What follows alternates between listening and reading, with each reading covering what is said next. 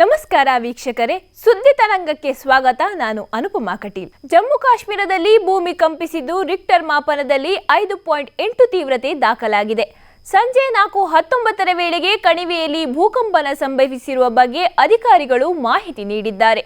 ಅಧಿಕಾರಿಗಳು ನೀಡಿರುವ ಮಾಹಿತಿಯ ಪ್ರಕಾರ ಯಾವುದೇ ಜೀವಹಾನಿ ಸಂಭವಿಸಿಲ್ಲ ಹಾಗೂ ಆಸ್ತಿಗಳಿಗೆ ಹಾನಿಯುಂಟಾಗಿಲ್ಲ. ಭೂಕಂಪನದ ಕೇಂದ್ರ ಬಿಂದು ಅಫ್ಘಾನಿಸ್ತಾನದಲ್ಲಿದ್ದು, ಕಾಶ್ಮೀರ ಕಣಿವೆಯಲ್ಲಿ ಇದುವರೆಗೂ ಯಾವುದೇ ಜೀವಹಾನಿ ಅಥವಾ ಆಸ್ತಿಪಾಸ್ತಿಗೆ ಹಾನಿಯಾದ ಬಗ್ಗೆ ವರದಿಯಾಗಿಲ್ಲ ಎಂದು ಅಧಿಕಾರಿಗಳು ಹೇಳಿದ್ದಾರೆ. ಭಾರತೀಯ ನೌಕಾಪಡೆಯು ಇತ್ತೀಚೆಗೆ ತನ್ನ ನೌಕಾಪಡೆಗೆ ಸೇರಿಸಲಾದ ಪರಮಾಣು ಸಬ್ಮೆರಿನ್ ಐಎನ್ಎಸ್ ಅರಿಗಾತ್ನಿಂದ 3500 ಕಿಲೋಮೀಟರ್ ಸಾಮರ್ಥ್ಯದ ಬ್ಯಾಲಿಸ್ಟಿಕ್ ಕ್ಷಿಪಣಿಯನ್ನು ಯಶಸ್ವಿಯಾಗಿ ಪರೀಕ್ಷಿಸಿದೆ.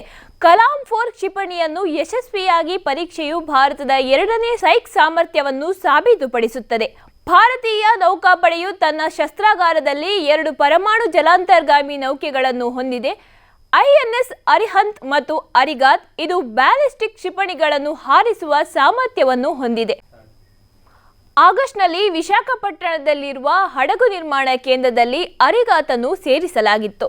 ಇನ್ನು 3ನೇ ಜಲಾಂತರ್ಗಾಮಿ ನೌಕೆಯ ನಿರ್ಮಾಣ ಆರಂಭವಾಗಿದ್ದು ಮುಂದಿನ ವರ್ಷ ಸೇರ್ಪಡೆಗೊಳ್ಳುವ ನಿರೀಕ್ಷೆ ಇದೆ. ಭಾರತೀಯ ನೌಕಾಪಡೆಯು ಮುಂದಿನ 5 ವರ್ಷಗಳಲ್ಲಿ ಇನ್ನು 3 ಜಲಾಂತರ್ಗಾಮಿ ನೌಕೆಗಳನ್ನು ನಿರ್ಮಿಸಲಿದೆ. ಕಮಾಂಡರ್ ಸುನಿತಾ ವಿಲಿಯಮ್ಸ್ ನೇತೃತ್ವದ ಗಗನಯಾತ್ರಿಗಳ ತಂಡ ಇರುವ ಅಂತಾರಾಷ್ಟ್ರೀಯ ಬಾಹ್ಯಾಕಾಶ ನಿಲ್ದಾಣದಲ್ಲಿ ವಿಚಿತ್ರವಾದ ವಿಷಕಾರಿ ವಾಸನೆ ಪತ್ತೆಯಾಗಿದೆ. ಈ ಹಿನ್ನೆಲೆಯಲ್ಲಿ ತುರ್ತು ಕ್ರಮಕ್ಕೆ ಚಾಲನೆ ನೀಡಲಾಗಿದೆ. ಸರಕು ಬಾಹ್ಯಾಕಾಶ ನೌಕೆಯ ಬಾಗಿಲನ್ನು ತೆರೆಯುವಾಗ ವಿಷಕಾರಿ ವಾಸನೆ ಪತ್ತೆಯಾಗಿದ್ದು ಸಿಬ್ಬಂದಿ ತಕ್ಷಣ ಪ್ರತಿಕ್ರಿಯಿಸಿದ್ದಾರೆ ಎಂದು ವರದಿಯಾಗಿದೆ. ಬಾಹ್ಯಾಕಾಶ ನಿಲ್ದಾಣಕ್ಕೆ ಆಹಾರ, ಇಂಧನದಂತಹ ಅಗತ್ಯ ವಸ್ತುಗಳನ್ನು ತರುವ MS-29 ಸರಕು ನೌಕೆಯ ದ್ವಾರವನ್ನು ತೆರೆಯುವಾಗ ಅಸಹಜ ವಾಸನೆ ಪತ್ತೆಯಾಗಿದೆ. ಸಂಭಾವ್ಯ ಅಪಾಯವನ್ನು ಪತ್ತೆ ಹಚ್ಚಿದ ಸಿಬ್ಬಂದಿ ತಕ್ಷಣವೇ ದ್ವಾರವನ್ನು ಸೀಲ್ ಮಾಡಿದರು ಮತ್ತು ಪೀಡಿತ ಪ್ರದೇಶಗಳನ್ನು ಬಾಹ್ಯಾಕಾಶ ನಿಲ್ದಾಣದಿಂದ ಇತರ ಪ್ರದೇಶಗಳಿಂದ ಪ್ರತ್ಯೇಕಿಸಿದರು. ತಕ್ಷಣ ಕಾರ್ಯನಿರ್ವಹಿಸಿದ ನಾಸಾ ಗಾಳಿಯನ್ನು ಶುದ್ಧೀಕರಿಸಲು ನಿಲ್ದಾಣದಾದ್ಯಂತ ಏರ್ ಸಬ್ಬಿಂಗ್ ವ್ಯವಸ್ಥೆಯನ್ನು ಚಾಲನೆ ನೀಡಿತು.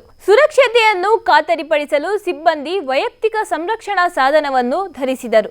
ಕ್ಷಿಪ್ರ ಪ್ರತಿಕ್ರಿಯೆಯು ಸಿಬ್ಬಂದಿಗೆ ತಮ್ಮನ್ನು ತಾವು ರಕ್ಷಿಸಿಕೊಳ್ಳಲು ಮತ್ತು ತಮ್ಮ ಕಾರ್ಯವನ್ನು ಮುಂದುವರೆಸಲು ನೆರವಾಗಿದೆ. ಇದೀಗ ISSನಲ್ಲಿನ ವಾಯು ಗುಣಮಟ್ಟ ಸಹಜ ಸ್ಥಿತಿಗೆ ಮರಳಿದ್ದು ಸಿಬ್ಬಂದಿ ಸುರಕ್ಷತೆಗೆ ಅಪಾಯವಿಲ್ಲ. ಆದರೆ ವಾಸನೆಯ ಕಾರಣ ಸ್ಪಷ್ಟವಾಗಿಲ್ಲ ಮತ್ತು ತನಿಖೆ ಮುಂದುವರೆದಿದೆ ಎಂದು ನಾಸಾದ ಅಧಿಕಾರಿಗಳು ಹೇಳಿದ್ದಾರೆ.